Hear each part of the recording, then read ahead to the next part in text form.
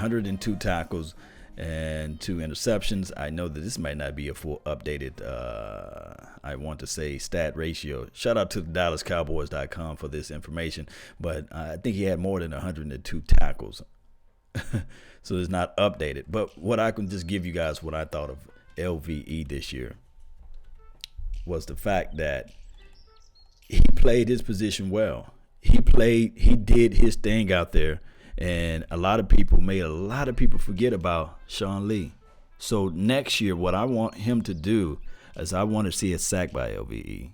I want to see a little bit more INTs. He got 2, he had 1 that got away with him. He had a 1 sack, but they called it a penalty on that, and they had to end up giving it back to him, but taking it away from him. So it's crazy in a sense, but we're going to look at it by that I will give LVE his grade for this particular year. I have to say an A+. Surprised us all by expectations, and when reality meets expectation, you got to give it an A+. I don't know if anybody else can say something otherwise. You got to give it to him. The kid balled out. Schultz is the next person that's on this list. Starting off, Schultz, he's had a slow start. And looking at Schultz, he was one of those guys that I can say, maybe we could have went with another deal. Maybe we could have picked up someone else. But from what he brought to the table, I liked it. He started blossoming down the line. And we already know that when you look at Schultz, you're thinking long-term anyway. You're thinking long-term all the way down the line. So all I can say is from here, my thing is, of course, 12 reception, 116 yards. That's like a day in the park for Travis Kelce, right? But neither here nor there. I would say for Schultz next year, what I'm going to look for is a little bit more routes, vertical up the seam routes, and him continue to grow from that aspect of it, moving along the way. I do love. I see a lot of people saying Devin Smith. We'll talk about that too down the line. Devin Smith is a guy that was plagued with injuries. And we're talking about Devin Smith as it relates to what he did in Ohio State. It was fantastic. All right, so let's look at it from here. Connor Williams, number 52, 6'5", 298 pounds. I would say this right here with Connor. I want Connor to be like 310 pounds next year. I want him to be at least 310, 315. And I want Connor to get a little bit more strength in him. And the grade that I would give Connor started off, I would give him a C+, close to a B. But he was solid at certain factors of games, so I would say that. Dorrance Armstrong, we have yet to see him being explosive.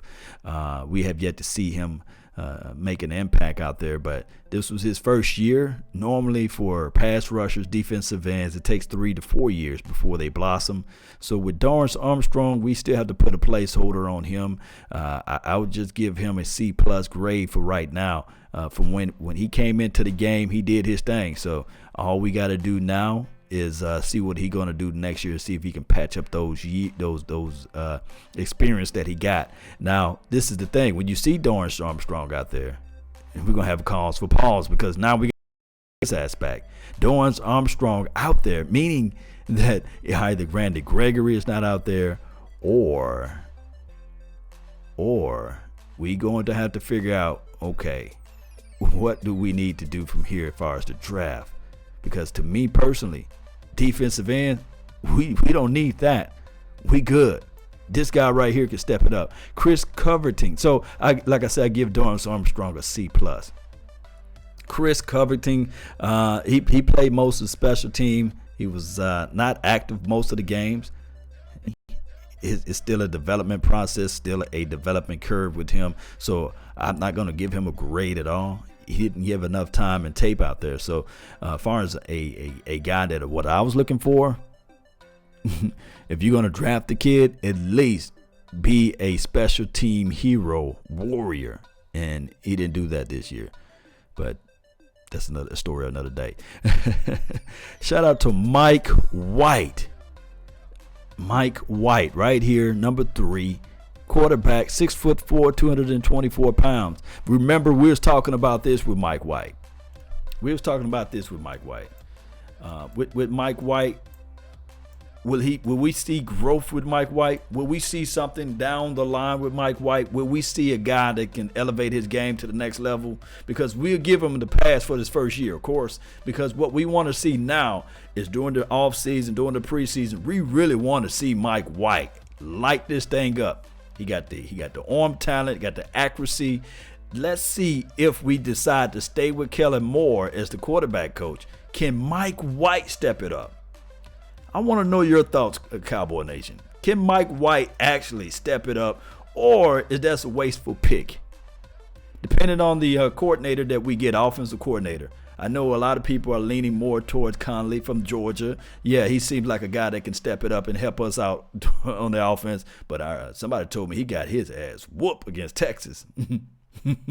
So we're going to have to look at those things. And then if you're talking about Eric Bieniemy for the Chiefs, maybe, just maybe, he can be a guy that can come into this offense and help everything out. Because my guy, Jerry Reese, hit me up early this morning and said, hey, if you think about this, the Dallas Cowboys love, L-O-V-E, they love to hire from within. Would that be, quote unquote, more the same? If we do this, if we go back and we go and hire from within, the Nussmeyers of the world, I call them Quagmire at this point. I don't know them that much, you know. And they're talking about Kellen Moore. If he's the offensive coordinator, Kellen Moore is going to be elevated to be the offensive coordinator. If you might as well keep Scott Linehan at this point. Let me know, Cowboy Nation, what we think about this offensive coordinator job. Normally, when an offensive coordinator come into the mix, he like to bring his guys. He like to bring his philosophy on with him. So we'll see. We shall soon see. But let's jump back over. Dan Campbell, appreciate you. Joseph on the Periscope said, what about Dan Campbell? You know, I like his skill set. I like his temperament. Good morning, Miss Jackie. Thank you for tuning in. DJ Janiqua, appreciate you for being part of the mix. Really do. Adrian Soto, thank you for being part of this thing. And also Sheila Neal, appreciate you for being part of this early morning edition of Cowboys roster look at. We're going to look up everything. All right, so moving a little bit further on down the line. Oh, my goodness. I give Mike White a placeholder grade. I will give him an incomplete, basically. So, but moving on to my guy, Michael, the main man, Gallup, right? The Gallup polls were working, right? Michael Gallup, number 13, 6'1", 198 pounds. Hey, he's only 22 years old, right? He got a long way to go from Colorado, state. My thing is, we're going to see more production out of him. Let me see if the stats are updated on his profile. Let's see if the stats are updated. Somebody that's in the chat box, please bring up those stats for me. I love to see this from this guy. I know that he could have had more than 33 receptions. 507 yards, 2 touchdowns, 15.36 average. That's not bad at all. Especially coming out for rookies.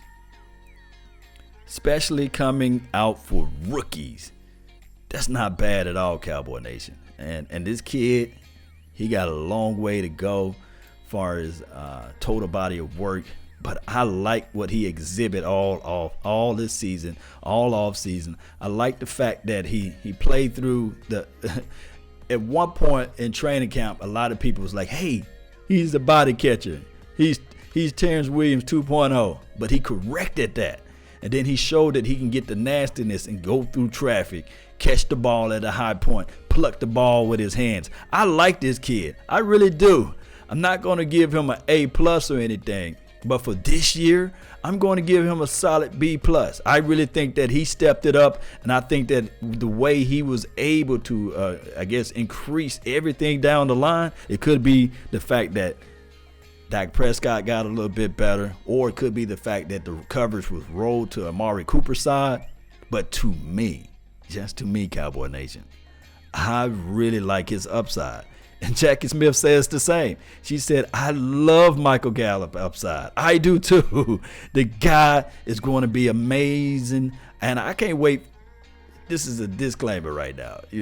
I can't wait for Cedric Wilson to come out there. Ooh-wee. It's going to be nice. All right, so let me jump back over to the list here. And it might re-jumbled everything. I forgot to do it that way. But let's see. Let's hope it don't. Let's see.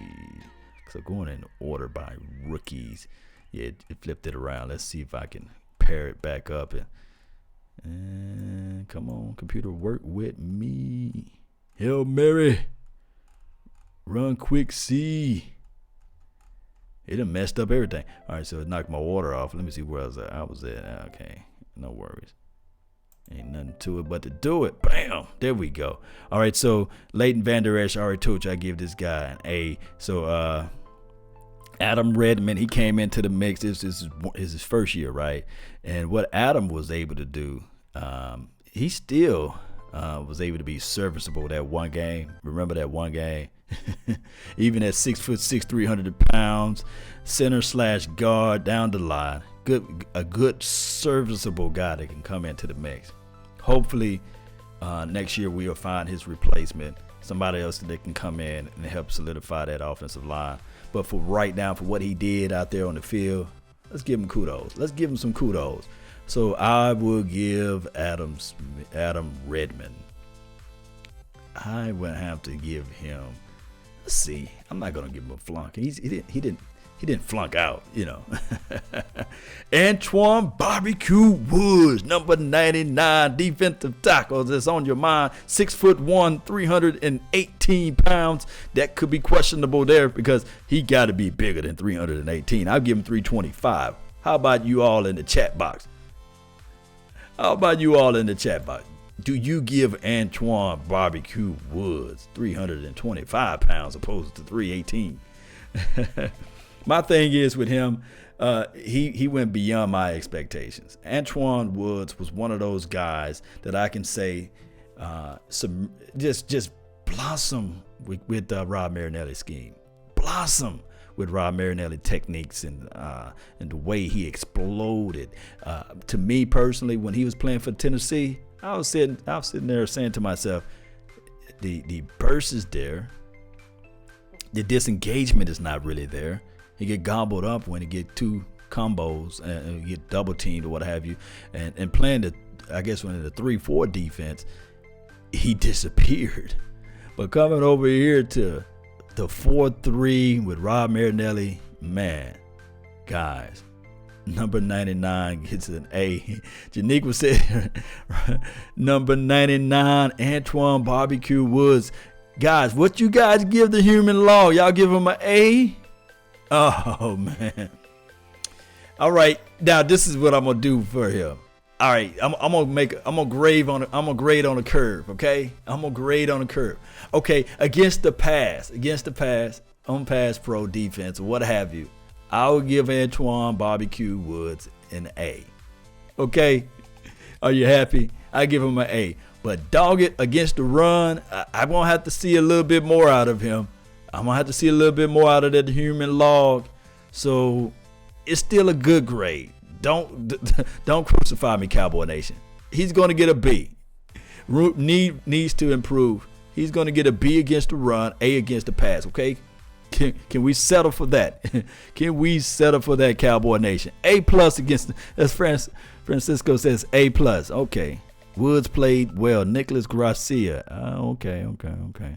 All right, let's move on a little bit down the line. They say that this position right here, Brett Maher, remember when he came on, we was like, I'm not going to say Maher. I'm not going to say Maher or Maher. I'm not going to say that at all. He's a kicker. They don't count. All right, so with Brett, his grade for coming into the seam or coming behind one of our greatest kickers of all time, right? And everybody had high expectations, but when expectations meets reality, we sit back and we say to ourselves, okay, whatever, Brett. But I can't flunk this kid at all. I cannot. He did his job out there. As it relates, I'm going to have to give him a dual grade as well, okay? Guys, follow me when I say this. Brett Maher on kicks that's 50 yards and beyond. I give him an A+, actually. But dog it on yards that's like 40 and below. I'll have to give him a C+. I got to. In a kicker's world, you got to make those kicks because that's all you do. You don't do nothing else. You sit back and chill, parlay on the sideline, drinking your Gatorade, stretching out your hams.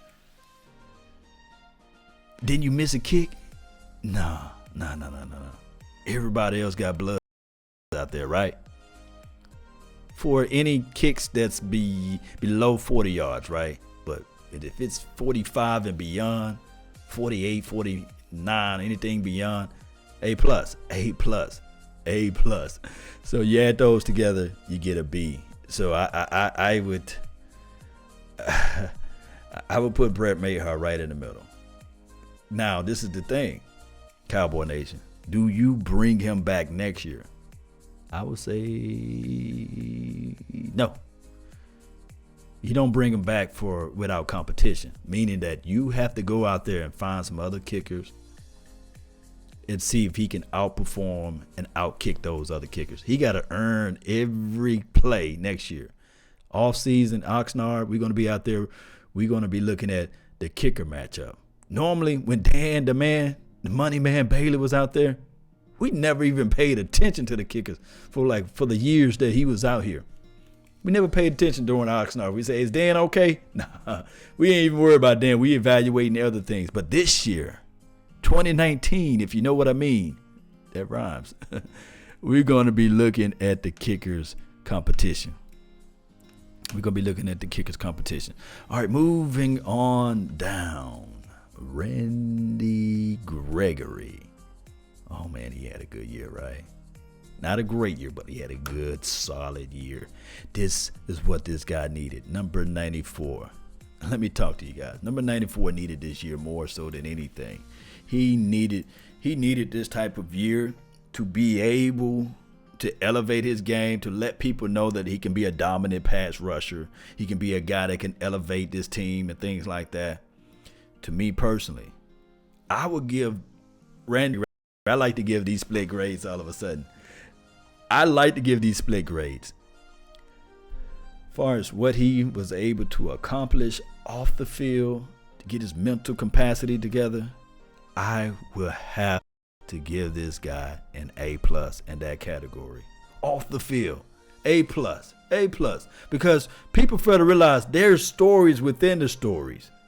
Because if you look at the requirements, what needed for him to be able to play on Sundays is crazy. Random drug testing, being able to have somebody to knock on his door at any given time and say, hey, dog, come talk to me. Come pee in this cup. Or, hey, we got to fly you all the way to Chicago. Off the field stuff, Randy Gregory gets an A+. He got his stuff together or something like that, and he looked at everything and said, hey, this responsibility is on me as a man. I got to take care of my family, not just for today, but for tomorrow. And the only way that I can be able to elevate myself and my entire family, the Gregory household, every man must be a king, at least in his own castle. Everybody that we talking that's listening to me right now, you are a king. Especially, I'm talking to the man. I know y'all ladies, y'all got to